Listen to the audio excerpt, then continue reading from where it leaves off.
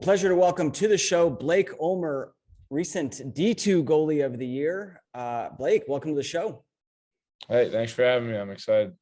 Yeah, same here, man. It's going to be tons of fun. I'd love to hear the story the first time you jumped into goal. Do you remember that? Yeah, so actually I attempted to play attack at first, like every other kid. And then so my dad played at Syracuse, and my brother was the high school goalie. So my dad was a goalie at Syracuse too. So goalies are in our family. And I'm playing attack, and I remember this from being like 6 years old.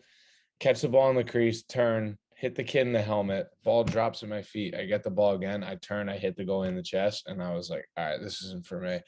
And it was like the next week I was in net, and I was like, then I just, fell in love with it. But I remember that. I was like, yeah, I'm not very good at this. I was like, yeah, man, you get double stuffed on the crease, and you start contemplating a lot of life decisions. Yeah, right. Especially at that age, you're like, yeah, this isn't for me. Yeah. That's pretty funny. So wait, your dad played at Syracuse as a goalie. And that had to been what, 20 years ago, 25 years ago. Yeah, I want to say he graduated. So he was there for 3 years, and then he left for his senior year to be closer to home. And then I think he graduated in 81, if I'm not mistaken. So, yeah. That's awesome. So was he the one then when you finally made that decision to switch over to goalie? I guess, him being a former collegiate D1 goalie, he kind of showed you the ropes and like, this is how you stand, this is how you play, all that stuff. Yeah, which was actually really helpful. And he's the same. I'm a very I love getting shot on all the time. I'm very just trying to put in extra work and stuff. And my dad's the same way. So we'd set up a net and have a goalie net and a backstop, and he'd just shoot on me for hours. And him being around helped me, develop a good skill set, just because, he's been around the game for a while. Yeah. But yeah, no, it was definitely really helpful. Yeah. And you mentioned your brother is also a goalie as well. Yeah. So he was a high school goalie. He actually had some D1 looks, and then he decided to follow dad, tried walking on at Syracuse, and then transferred out. So we all transferred out. It was we got one full 4 years in all of our time together. I think he was there for a semester. Got it. He went to Iowa and never played lacrosse. So got it. Cool. Yeah, well, we'll touch on your story in a bit. When you're starting out, a lot of goalies are afraid of the ball. A lot of goalies have some basic common issues. Like what was it for you, or was it something where you just got the hang of it right from the get-go? This is a pretty funny one. So I wasn't afraid of the ball. I've never been afraid of the ball. My problem was I was scared of putting in contacts. So I couldn't see, right? So I really struggled, and I tried wearing rec specs, and then my brothers would make fun of me for it. So couldn't do that. And I really couldn't see until my freshman year of high school. And then I just kind of bucked up, and my eyes were I don't know. It's kind of a funny story, but yeah, I couldn't put contacts in for the life of me, and I couldn't see the ball until I was 16 years old. That's pretty funny. So up until that point, without the contacts, what are you seeing? It's just blurry. Are you seeing three balls and you're all right, I'm gonna go ahead and try and save the one on the left? It was just really blurry, and I honestly, it might have helped me later on down the road because I was so used to barely seeing the ball, and I was still saving it. I wasn't horrible, but yeah, I mean, seeing the ball helps, right? Yeah. Yeah. I wear contacts too. I remember those very first days of you can't get them in. You're trying to find the spot and you just can't find it. But then once how to do it, it's just so automatic. Clicks, yeah, for sure. Yeah. That's pretty funny. Yeah. Yeah. You're man, this game is so much, this position is so much easier when you can actually see the ball. Yeah, I can actually save it now. Yeah. That's great. How do you describe your style of goalie play? It's a tough one. Definitely play like a hockey goalie. I'm very when there's a low shot, my body's going with everything, right? body follows my hands. I have very quick hands, so sometimes I make mistakes with my hands. So if I'm moving, I kind of try to overcompensate with my hands. So I think that's part of it. I'm trying to get away from it this summer. I'm trying to work out some bad habits I got. But yeah, I'd say just kind of like a hockey goalie. Just attacking everything with my body. Just yeah, that's about it. Yeah. When you say ice hockey goalie too, does that come with like a coming out in certain situations and kind of challenging the shooter with the higher arc, or you're just referring to kind of just getting your body behind every shot? More so body behind, but if there's a step down, I'll take a step out. You know what I mean? So if there's like a cross crease pass, there was a couple times this season, I was past the crease if it was a 15, 14-yard step down. Wow. Kind of like Dylan Ward. Yeah. You know how he goes up and down. He's high all the time actually, but sometimes when there's a low pass, he goes low on the goal line, something like that. I've tried messing around with having a high arc and not, and I like mixing with it, right? So I like being flat most of the time, and then if there's that one skip pass, I like jumping out a couple feet. Yeah, that's kind of what I like too. Like I say when I know the shot's coming, like 100% convinced that the shot is incoming, like I'll take a little step out, even a little hop, like almost like a little hop to like kind of make sure I stay balanced. But then, you know, for me, I'm a smaller goalie too, so like I need to kind of come out a little bit to take up a little more goal. But yeah, I like that approach, and it's not necessarily like you're a high arc goalie or a low arc goalie. There's like certain scenarios where each makes sense, I think. Kind of just a hybrid. Like yeah. It out, and I feel like that comes with how much experience you have in that. It's like it's not something you just pick up, right? Because then you're going to be lost. Your position is going to be all over the place. But that's true. Yeah, it's true. It's like you got to learn the basics of one, and then kind of the basics of the other, and then kind of develop that hybrid play. Yeah, mix it all in together. Yeah. Exactly. Yeah. It's kind of like, you know, some goalies do like what they call like a 60-40 position, where you just kind of like shade a little bit to your off stick side, so that like you're giving up a little more of the stick side, which is an easier save. But you gotta learn, you know, to be right in perfect positioning, right in the middle of the cage before you can do that. Right. That seems difficult to me. There's some things that work for others, you know? Yeah. Awesome. Any like lessons that your dad taught you about being a goalie come to mind? Well, that's a tough one. That's kind of a while back, you know.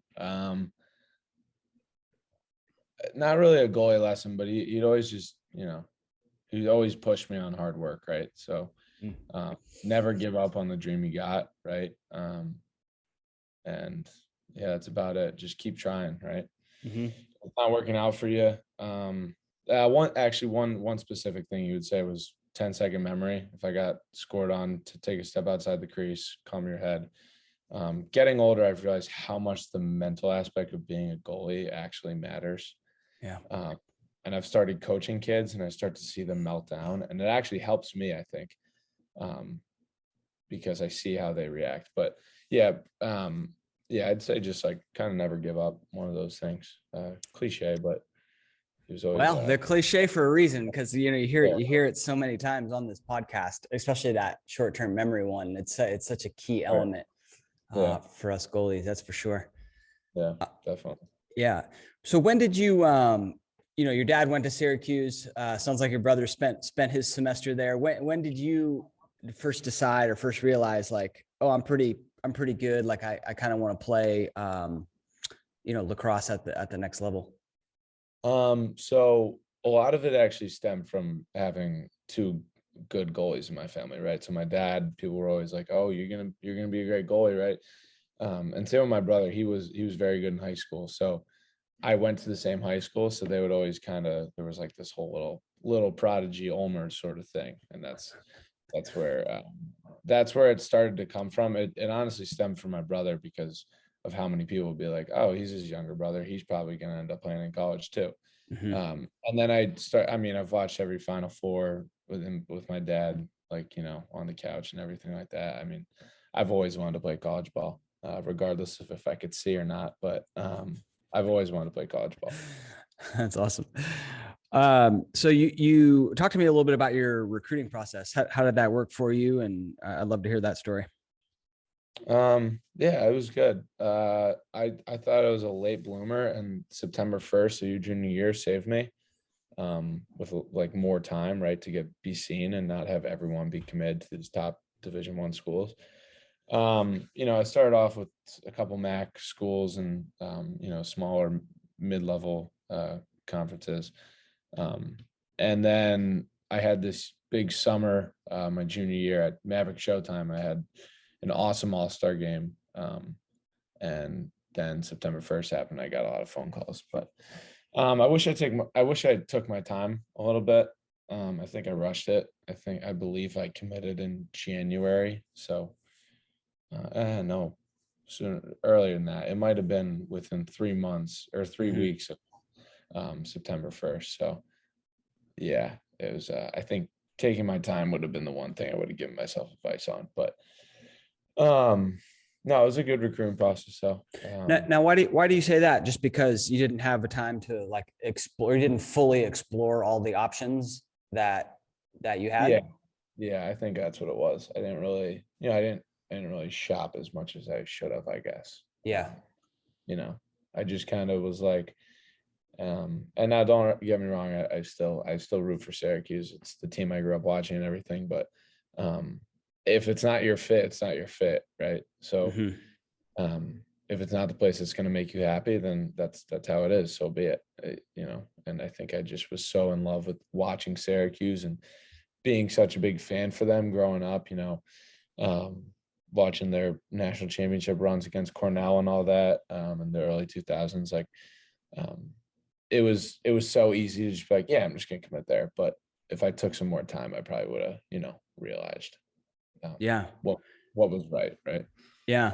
So you end up going to Syracuse or committing to Syracuse, going there. What and then transferring. Did you spend 1 year there? I spent half a year. Half a year. I just did a semester. Yeah, just one semester as well. So what was it about? Was it not a fit school wise, not a fit lacrosse wise, all the above? What was it? Lacrosse wise was good, but it was just like I didn't realize how little you see the sun there, and that is something that like affects you. You know what I mean? Like it starts to affect your mental health a little bit when you're not out in the sun at all. I love the guys on that team though. It was a good spot. I mean, I love playing lacrosse there, but it was just like I really just wasn't as happy as I could be. And at the end of the day, that's what really matters, right? Yeah. I mean, I'm smiling because of the way you said it, but that's 100% true statement. Like you've got to take all factors into play. I immediately think of this story of Marshawn Lynch. So I went to Cal when Marshawn Lynch was there, and he got drafted by Buffalo. And but the Buffalo Bills, and he goes there and it's like the first time he's ever seen snow, and he's like, man, I ain't never seen snow before. And he was just way out of it, right? I mean, he hated the situation, and then ended up getting traded to Seattle and had a great career. But if you're not, because you grew up, you said you maybe were born in Chicago and then grew up in Florida. So actually I was born and raised in Chicago, but when I went to boarding school for high school, my parents were like, hey, could we pack up? Could we go to Florida? Like the kind of thing, or like, do you have any ties back to Chicago anymore? And I was like, no, not really. I mean, all my buddies are in college at this point because I did 5 years of high school. So I was like, yeah, no worries. And then we just went on to Naples. So I've been in Naples since 2017, I think, 2018. So, okay. So even though you went through a Chicago winter, it was just you couldn't handle it in New York. The thing about Chicago and Massachusetts, where I went to boarding school and I spent my summers in Mass and everything, it's really cold there, but the sun is still out. So at Syracuse, you don't really see the sun, and I'm like, I mean, I wake up, I go to lift, it's dark out, I go to class until 6. I get done doing my homework in the facilities. I come outside, it's dark out, right? So I not got much you. sun. Yeah. Yeah. That's brutal. Yeah. Yeah.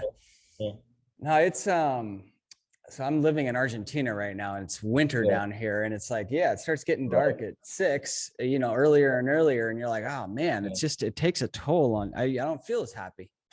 No, right. Yeah. It's a real thing. Yeah. Yeah. You mentioned doing 5 years of high school. Why was that? Recruiting. It was hard getting recruited out of Chicago. True. The team I was playing on, we were very good. We had a lot of kids play college lacrosse. But it was just harder. So when I wasn't satisfied with the looks I was getting or where I feel I should have been getting recruited by or something like that, I went to Culver for a year, and then reclassed there, then went to boarding school in Massachusetts for 2 years. Mm-hmm. So I did 3 high schools, 5 years. Nice. But yeah, no, it was just kind of a recruiting thing. And I Yeah. think it ended up helping me. Yeah. Yeah. So how does that work? Do you start to put like internal pressure on yourself? Like, oh man, like I'm not getting the looks. And then maybe that reclassing like kind of settles it down. Like, okay, now I got a little more time or talk to me a little bit Yeah. about the mental game there. Yeah, I think that was part of it. I didn't want to be committing my senior year because I was seeing all these kids commit to these cool ACC schools, and I was like, damn, like, I think I could be playing at that level, right? And then, it was kind of like it was a good setback, right? So it just gave me a little bit more time. It gave me more time to work on myself, and my game mature a little bit, right? And all that. So yeah, I think just more time helped a lot. Yeah. Yeah. Awesome. So you end up transferring to Tampa. Mm-hmm. Lots of sun, lots of sunshine, Lots of smiles. That's lots of yeah. smiles. D2 program, right? So talk to me a little bit about the differences in your eyes since you got a little taste of both between D1 and D2. It's not as drastically different as you would think it would be. I mean, our facilities are awesome. We have like a world-class coach. Coach Clark is phenomenal. So he runs us on that D1 type of regiment. So I don't not really much is different. We're just, D2 school, right?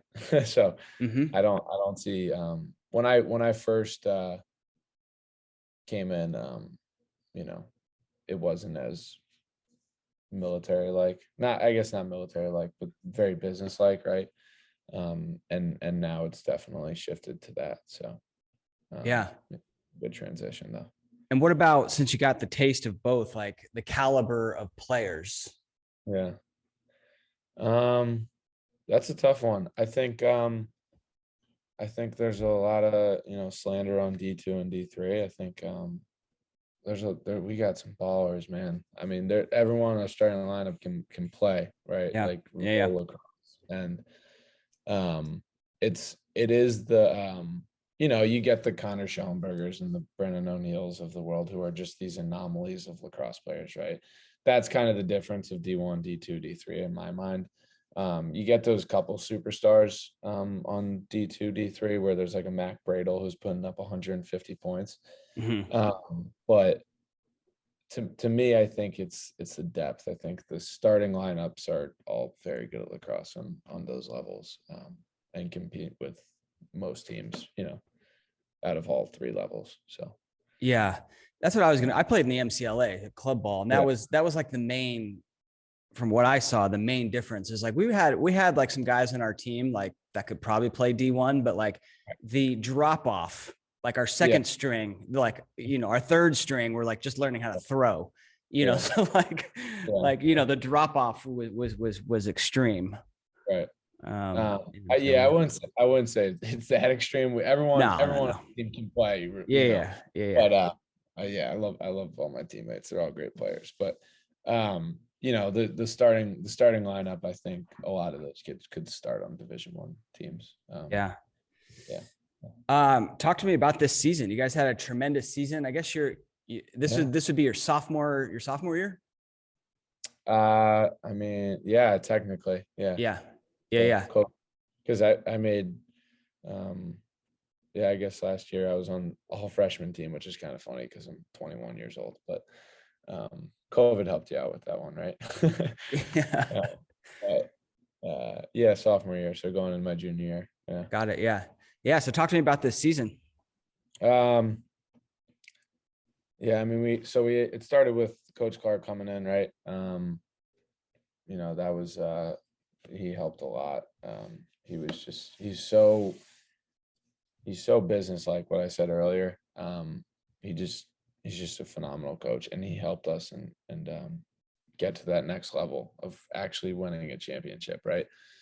Yeah, I mean, we were really good this year. That's all I got. You know what I mean? Like everyone had a great year. We all were way more bought in than we've ever been. Our team chemistry was like through the roof. Like everyone on that team, best friends with, and that's something I've never had in my playing career before. I've always loved teams, but it wasn't like this. Really felt like there was like a heart and soul connection with this team, right? Mm-hmm. And I think that's what the difference was between this year and previous years, Interesting. Yeah. What do you think? What would you say Coach Clark did to create that sort of team culture? Was there anything specific that comes to mind? He's always got a plan. So no matter what's going on, if something's going wrong or it's going too good, right? Like he could be kicking the crap out of 10 teams in a row by 10 goals. He'll find a way to humble us, right? In a productive way. Mm-hmm.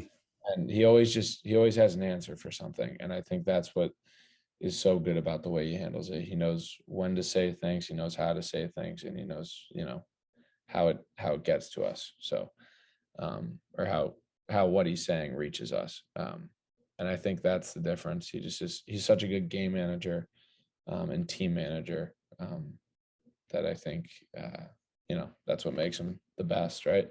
Yeah. Yeah. Yeah. Well, what a season you guys had. You ran the table 21-0. National champion. You won goalie of the year. I mean, I'm kind of looking at the schedule. Maybe one close game, a double overtime in Florida Tech, huh? Yeah. That was a weird game. We didn't expect them to be as good as they were, and Florida Tech was really good this year. They had a lot of transfers that came in for their 5th year. No, but they got a really good squad down in Melbourne. But yeah, no, that was a scary game. And then Harry Kukowski closed it out for us with that double overtime goal, which, I could take a deep breath again. But that's good, man. Did you make some saves in overtime? I had one. They didn't. It was actually weird. They took like 4 shots, and our defenders got hit by all of them. And it wasn't like it wasn't like they were trying to block it. It wasn't like, Matthew Badeau jumping across the crease to go try to block it. Like it was like they were just standing there and they were just getting, yeah. And then I'm pretty sure Sam Collingwood, number 12, had a takeaway, and then that was kind of, that was about it. We had the ball most of it, both the overtime. So nice. Yeah. Would you say a national championship victory was the highlight of your lacrosse career? Oh yeah. So emotional too. Oh my God. Sometimes I'll just be like sitting there and I'm like, oh, like won a national championship. I mean, that's as big as it gets, right? Yeah. It was just a dream come true. Yeah, awesome moment for everyone. I just look around, everyone's like happy tears, hugging their dad and their mom. Oh yeah, I'm sure. Thing of beauty, but it's everything that you've worked for, Right. And that's the end goal. Well, right. Getting 3 in a row is the end goal, but it's definitely the peak of playing college sports. Yeah, so. That's amazing. Yeah, I never won a national championship, but I can just imagine you work so hard during the season and you go through ups and downs, and you're having, I don't know, I'm sure you guys dealt with injuries. Every team typically does. And then, just to have it all come together is a thing of beauty. It really is. Yeah. So then it's time to reload and go for it again, huh? Yeah, right. Yeah. Yeah. We already got some transfers coming in. So Nice. yeah. What does you mentioned kind of, you're trying to get better this summer. What does your training regiment look like? Do you take lots of shots? Or you just hitting the gym? What do you kind of do to get better? I've actually usually at the beginning of the summer, I'll stay away from getting shots. So for the first like month, I'll be lifting, running, all that stuff. And then I'll work on things. Like I've been going to the weight room, putting a one of those bands around your waist and just like exploding like to a shot, basically like stepping, right? Like working on the basic and the fundamentals. And then before we get it, so July, August, I'll be just getting shelled basically. Like that's kind of how I'll do it. And I'll still be running and lifting, but not as hard as you know, I do in the first month. But yeah, I've been focusing on my stick side low right now. That's what I'm working on. Yeah. So, Yeah. That's interesting to hear. yeah. A lot of times when goalies email me and be like, hey, I'm struggling with, I don't know, a particular shot, let's say stick side low. Yeah. My advice is go out and take 500 stick side low shots. Right.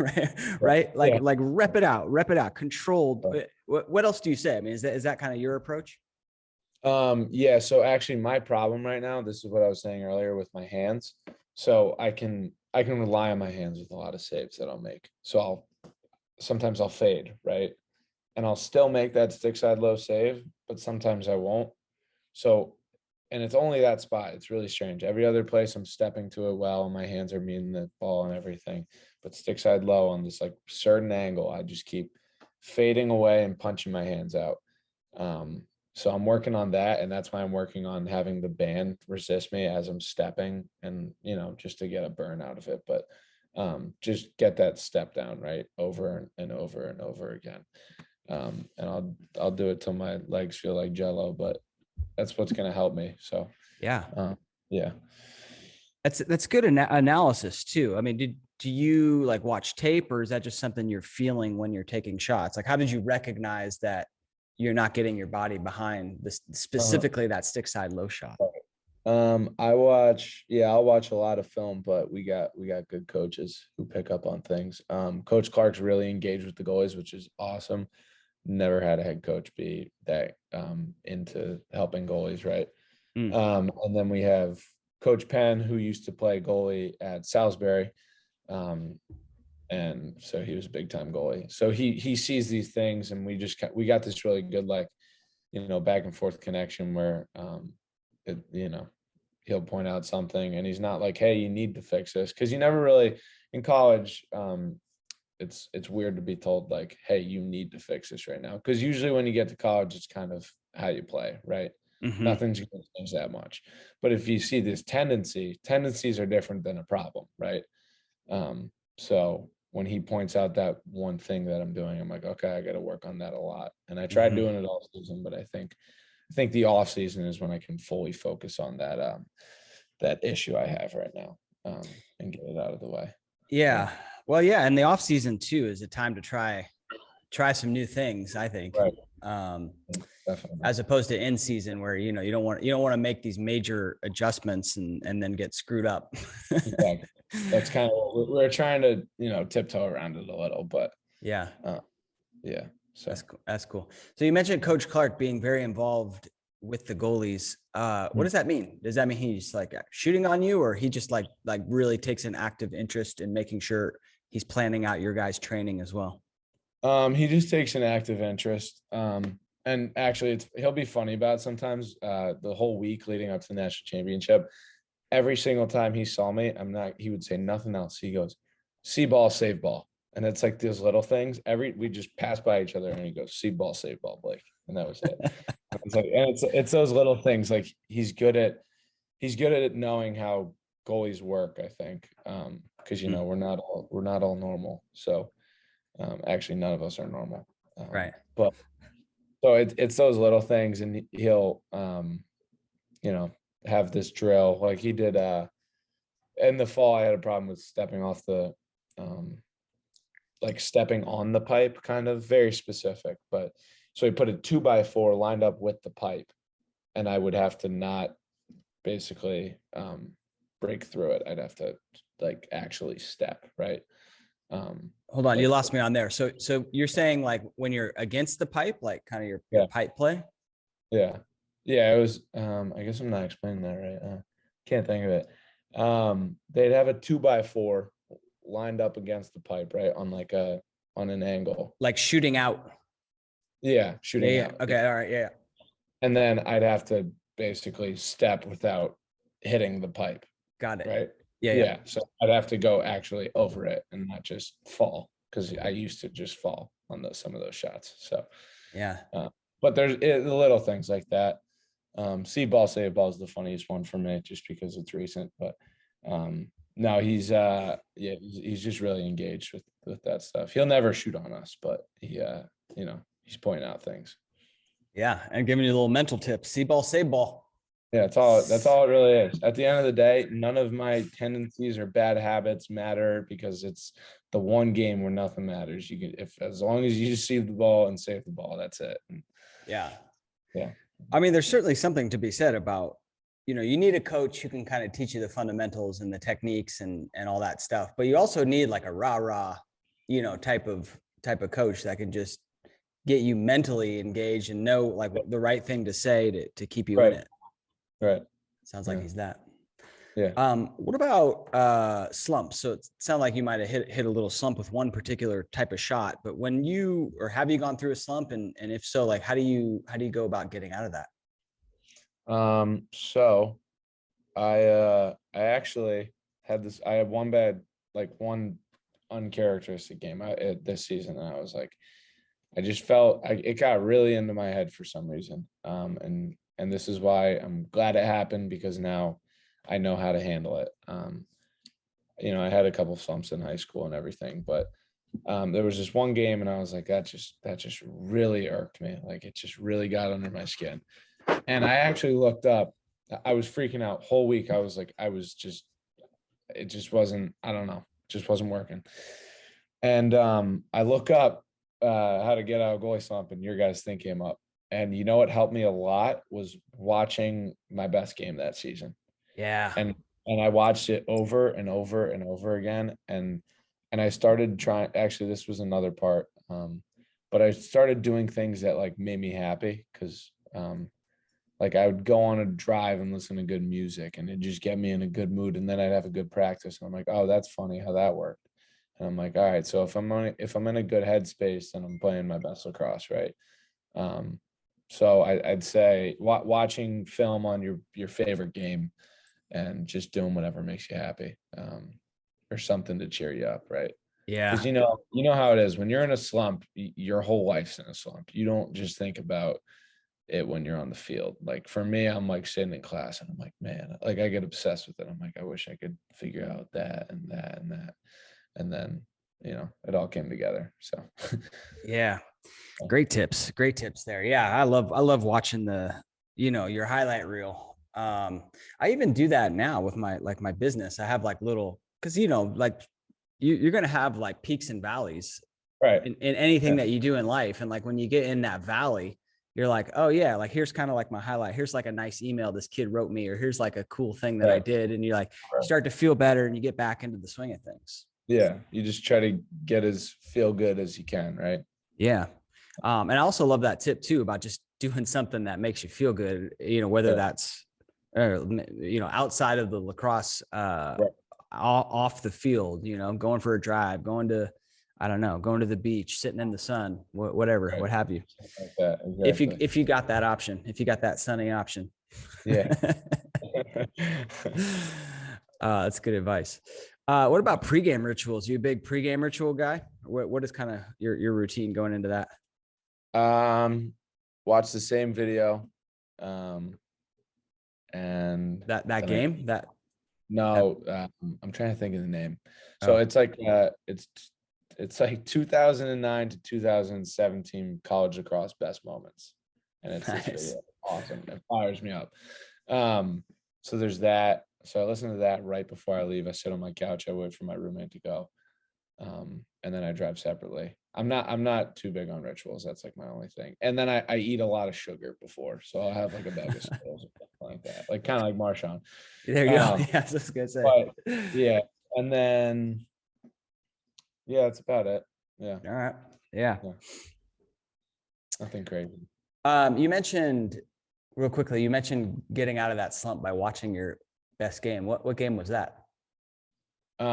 Florida Southern, I want to say second game of the year. I had like 36 saves. Pretty good. Yeah. So I watched it twice and I was like, Blake, you're ridiculous. Like, yeah, get out of here. What are you doing? Like, stop talking to yourself.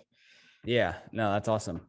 When I was Googling your name, this Getty image here, let me just share. I'll just show you the image here. This picture showed up. This one right here. Do you remember this play? Like, what's going on here? I do. So this was actually one of those times where I did that hop step out on that high arc, right?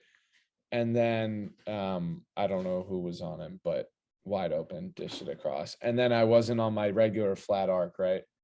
And I had to dive. So the hop step for the step down kind of, put me out of position there. But yeah. Did you make the save? No, that would have been awesome. Man. I'm sure you would have seen it if I made that save. Oh yeah. So if you're just listening to the video, or the audio, like he's basically like Supermaning it, like with both hands extended, trying to make a diving save, which probably would have been like best save of all time, huh? Yeah. So I actually, I got a piece of it, and the attackman, after he scored, he goes, "You were this close from saving that ball cleanly." And I was like, "Don't tell me that." I was like, "Oh man." I was like, so I guess I was close, but that's not what matters, right? Ball in the back. Oh man, that's awesome. What about, we talked a little bit about the mental game earlier with your dad kind of giving you the lessons about, 10-second memory. Any other mental game lessons that you really like? Anything else come to mind there? I will say one thing that helps me not get in my head is actually getting fired up. So if I make a save, I'll jack myself up a little, right? And it's like little things like that where it kind of keeps your mojo going. Because I feel like in goalie, there's not much like swagger to it. You know what I mean? Like, I feel like that's something that's a little bit left out of goaltending. It's not really like talked about that much. Like, you see the attackmen and they're always like, attackmen, like, but with goalie, like if you're getting yourself fired up, it's like makes you feel cool, like gets you flowing and everything. And it helps me save the ball better. So that's one thing I do. Again, just to touch on that real quick. I'm 100% agree. I mean, there's a lot of goalies that I interview for the podcast, and they're like, "Yeah, I'm even keel. Like, I make a save, I don't get high. I let one in, I don't get too low." That part I understand, but like when you make part, Go ahead. No, go ahead. Oh, just to finish that thought. Yeah, I'm like, I love getting high, like getting pumped up when you make the save, because you're right. Like, attackman scores a goal and they're swiping the ground and they're doing their. I mean, they get to celebrate and we don't. Like, what's going on there? Yeah. No, I think like, having your highs, stay high, right? You know what I mean? You're hot. You stay hot when you get fired up. That's one thing. I don't know if you saw the clip of me like punching myself in the head ever, but that's I haven't. No, I'll look that one up, or maybe you send it to me. It was posted on I don't know, some lacrosse page, but I made like this cross crease save, kind of like that one that you just showed a picture of, and I punched myself in the head kind of thing. I did see that. Yeah. And people were commenting like, "What is he doing?" It's like, that's the thing. People don't respect the whole like mojo part of goaltending, and it's like, let us have our fun, right? I you know what, I saw that clip. I didn't realize that was you, and now it's all coming back together. But and like I remember reading a lot of the comments, and they're like, "This guy needs to calm down," and you're like, I was thinking like, no, like, come on, dude made a nice save, let him have his moment. Yeah, whatever. Yeah. Yeah. It's social media, you know, they can say whatever Yeah, they want. it's just part of life. It was kind of funny, but Yeah. some of the comments I laughed at. That's cool. Well, I'll link up to that clip when this comes out. Blake, man, thanks for coming on, sharing your story. Congrats on the national championship. Now, do you guys get a ring? Yeah, so we're getting in October. We got like a t-shirt, hat, the net, obviously, and then we got watches, which were pretty cool. Ooh, that's cool. Yeah, Let's say like national champion. Yeah, it's really. I'm actually getting mine engraved on the back end of the watch. Yeah. Just with like my name on it, just so I know it's mine. But yeah, no, we're getting rings in October. I'm fired up. Yeah. Oh, and then D2 goalie of the year. Does that come with some sort of hardware as well? I have no idea, but hopefully that'd be cool. As the whatever collection I got going. I'll send you a little trophy. How's that? Yeah, thanks. Yeah, doesn't matter how bootleg it is. I love it. Yeah, see if I can find one at a thrift shop, and change it up. There you go. Yeah, awesome. Cool, Blake. If you had to leave the goalies out there with one final piece of advice, what would that be? I'm gonna give him my dad's advice. Just keep going, man. Like, goalie's tough. Goalie gets hard, right? Just keep pushing, right? Just be a beast. Tell yourself that. Be as confident as you can. And just, keep going. That's it. Just tell yourself that. If you're having a bad week, keep going. Just keep telling yourself that. That's it. Love it, man. Very well said. Blake, thanks so much. Absolutely. Thank you for having me.